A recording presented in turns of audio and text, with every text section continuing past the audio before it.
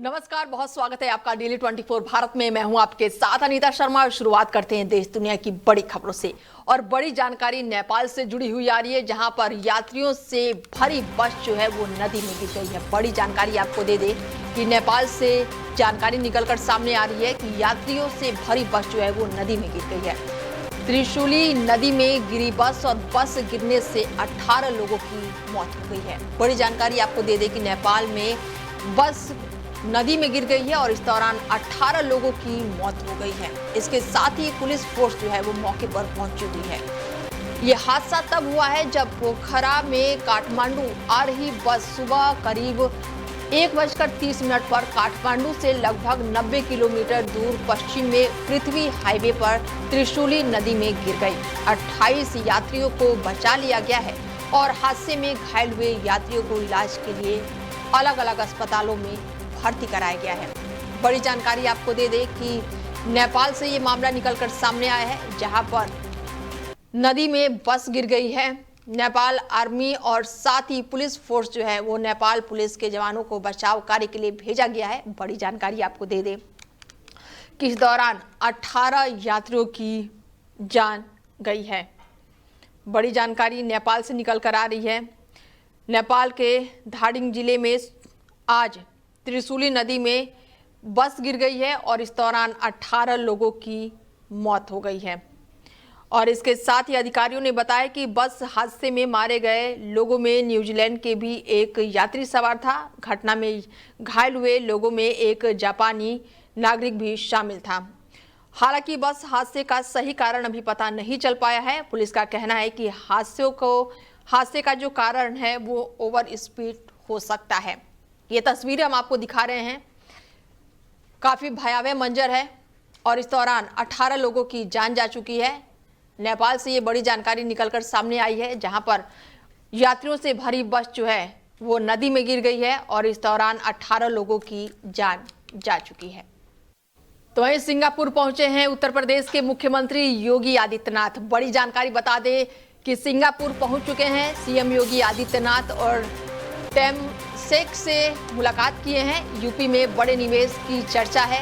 CM योगी जो हैं Singapore पहुंचे हैं और ऐसे में कई दिग्गज उद्योगपतियों और चेयरमैन से मुलाकात की है और इस मुलाकात का मुख्य उद्देश्य जो है उत्तर प्रदेश के औद्योगिक बुनियादी ढांचों में निवेश बढ़ाने को है। बड़ी जानकारी निकलकर सामने आ रही है कि सीएम योगी आदित्यनाथ जो हैं वो सिंगापुर पहुंच चुके हैं और इस दौरान कई उद्योगपतियों से लगातार बातचीत कर रहे हैं। औद्योगिक इंफ्रास्ट्रक्चर के निवेश जैसे क्षेत्रों में ये सारी चीजें शामिल है। सिंगापुर पहुंचे हैं मुख्यमंत्री योगी आदित्यनाथ और उन्होंने अंतर्राष्ट्रीय निवेशकों को राज्य के मजबूत नीतिगत ढांचों और साथ ही सिस्टम में और भी ज्यादा जानकारी दी है। और ये बैठक वैश्विक निवेशों को यूपी की ओर आकर्षित करने के लिए दिशा में एक बड़ा कदम माना जा रहा है। योगी आदित्यनाथ ने अपनी इस मुलाकात की जानकारी सोशल मीडिया पर साझा की है। उन्होंने एक्स पर लिखा है कि आज सिंगापुर में टेमासेक की चेयरमैन ताओ ची हिन और साथ ही उनकी टीम के साथ बैठक हुई है। उत्तर प्रदेश के लिए ये बैठक बेहद ही खास मानी जा रही है। बड़ी जानकारी आपको दे दें कि सिंगापुर पहुंच चुके हैं मुख्यमंत्री योगी आदित्यनाथ और वैश्विक निवेशों के लिए राज्य की नीति ढांचों और फास्ट ट्रैक क्लियरेंस पर भी प्रकाश डाला जा रहा है। तो वहीं जम्मू कश्मीर के किश्तवाड़ में आतंकियों पर एक्शन लगातार जारी है। सैफुल्लाह सहित जैश के 3 आतंकी ढेर हुए हैं। सुरक्षा बलों ने आतंकियों के ठिकाने को ब्लास्ट किया है। बड़ी जानकारी जम्मू कश्मीर से निकलकर सामने आ रही है, जहां पर 3 आतंकियों को ढेर किया गया है। जम्मू कश्मीर के किश्तवाड़ा में सुरक्षा बलों को बड़ी कामयाबी मिली है। सेना के जवानों ने जैसे मोहम्मद के 3 आतंकियों को ढेर कर दिया है। मुठभेड़ में सुरक्षा बलों ने 3 दहशतगर्दों को मार गिरा है। वहीं शाम को एक और आतंकी को ढेर कर दिया गया है। सैन्य अधिकारियों ने कहा कि तीसरे आतंकी के मारे जाने की पुष्टि है। ऑपरेशन त्रासी में जैसे आतंकी सैफुल्लाह और उसके 2 साथी ढेर हो गए हैं।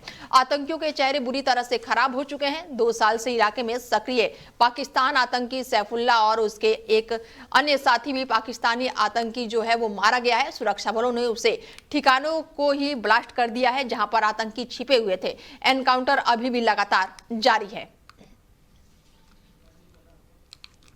जम्मू कश्मीर से खबर निकलकर सामने आई है, जहां पर सैफुल्लाह सही जैश के 3 आतंकियों को ढेर किया गया है। सुरक्षा बलों ने आतंकियों के ठिकाने को ही ब्लास्ट कर दिया है। बड़ी जानकारी आपको दे दें कि जम्मू कश्मीर के किश्तवाड़ा में आतंकियों पर एक्शन लगातार जारी है। ऐसे में पुलिस ने बड़ी कार्रवाई करते हुए 3 आतंकियों को ढेर कर दिया है।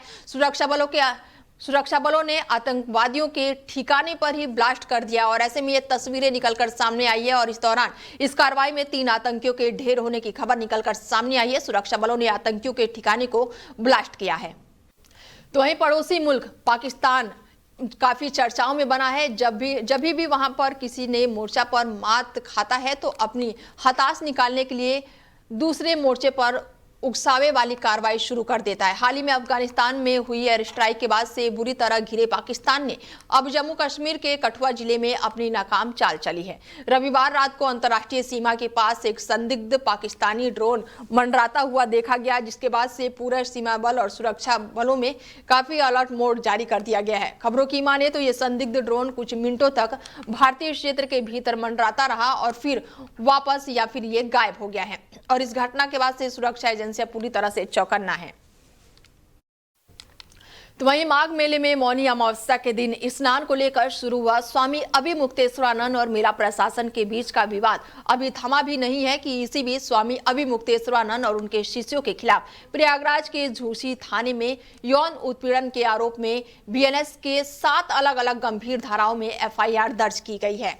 पुलिस ने एफआईआर दर्ज करने के साथ ही अब मामले की जांच भी शुरू कर दी है। विवेचक सब इंस्पेक्टर ने विवेचना से पहले झूसी थाने में एफआईआर कॉपी कलेक्ट किया है और जल्द ही पीड़ितों का मेडिकल कराने के लिए भी कहा गया है। मेडिकल के बाद से घटनाक्रम को लेकर जांच भी तेज हो जाएगी। शिकायतकर्ता आशुतोष ब्रह्मचारी ने महाकुंभ 2025 और माघ मेला 2026 के दौरान स्वामी अभिमुक्तेश्वरानंद और उनके शिष्य मुकुंदनंद पर नाबालिग बच्चों के यौन उत्पीड़न का आरोप लगा है। शिकायतकर्ता के मुताबिक स्वामी अभिमुक्तेश्वरानंद के शिविर में ही रहने वाले 2 बच्चों ने उन्हें माघ मेले के शिविर में आकर पूरी घटना बताई। तो वहीं सुप्रीम कोर्ट में मेटा और व्हाट्सएप की प्राइवेसी पॉलिसी मामले पर आज अहम सुनवाई होगी। मेटा ने अपनी 2021 की प्राइवेसी पॉलिसी को लेकर उस पर लगाए गए 213 करोड़ के जुर्माने के खिलाफ याचिका दायर की है। इसके साथ ही कंपटीशन कमीशन ऑफ इंडिया ने नवंबर 2024 में मेटा पर 213.14 करोड़ रुपए का जुर्माना लगाया था। 3 फरवरी को हुई सुनवाई में सुप्रीम कोर्ट ने मेटा और व्हाट्सएप को उनकी प्राइवेसी पॉलिसी पर कड़ी फटकार लगाई थी। कोर्ट ने कहा था कि हम आपको एक भी जानकारी शेयर करने की इजाजत नहीं देंगे। आप इस देशवासियों के अधिकारियों के साथ खिलवाड़ नहीं कर सकते हैं। मामले पर मुख्य न्यायाधीश सूर्यकांत की बेंच की सुनवाई कर रही है और बेंच में जस्टिस जयमाले बागची और जस्टिस एनवी अजारिया भी शामिल हैं और इसको लेकर 9 फरवरी को सुनवाई होनी थी, लेकिन वरिष्ठ वकील कपिल सिब्बल की तबीयत खराब होने के कारण सुनवाई टाल दी गई थी। तो वहीं इंडियन एयरफोर्स का हल्का लड़ाकू विमान तेजस लैंडिंग के दौरान रनवे से आगे निकल गया। शुरुआती जांच में ब्रेक फेल होने की आशंका जताई जा रही है। अधिकारी सूत्रों की माने तो रविवार को इसकी जानकारी मिली। विमान ट्रेनिंग उड़ान के बाद से एयरबेस पर लौट रहा था और लैंड करते ही पायलट ने ब्रेक लगाने की कोशिश की और जब ब्रेक नहीं लगा तो विमान रनवे से बाहर निकल गया। दुर्घटना से पहले पायलट सुरक्षा बाहर निकल गया। विमान को नुकसान पहुंचा है। हादसा किस एयरबेस पर हुआ है, ये जानकारी सामने नहीं आई है। खबरों की माने तो इस घटना के बाद से एयरफोर्स ने करीब 30 सिंगल सीट तेजस जेट के पूरे बाड़े को टेक्निकल जांच के लिए ग्राउंड कर दिया है, यानी कि जांच पूरी होने तक विमान उड़ान नहीं भरेंगे। हादसे पर आईएएफ की तरफ से कोई भी ऑफिशियल बयान निकलकर सामने नहीं आया है। पश्चिम बंगाल की राजनीति के प्रमुख चेहरों में से एक और पूर्व केंद्रीय रेल मंत्री मुकुल रॉय का आज निधन हो गया है। वो 71 साल के थे। इनके बेटे ने इसकी पुष्टि की है। मुकुल रॉय ने रात करीब 1:30 बजे कोलकाता के अपोलो अस्पताल में अंतिम सांस ली। अस्पताल में भर्ती होने के बाद से उनकी हालत लगातार नाजुक बनी हुई थी और कई स्वास्थ्य समस्याओं से वो जूझ रहे थे। पिछले कुछ सालों में मुकुल रॉय की तबीयत खराब चल रही थी।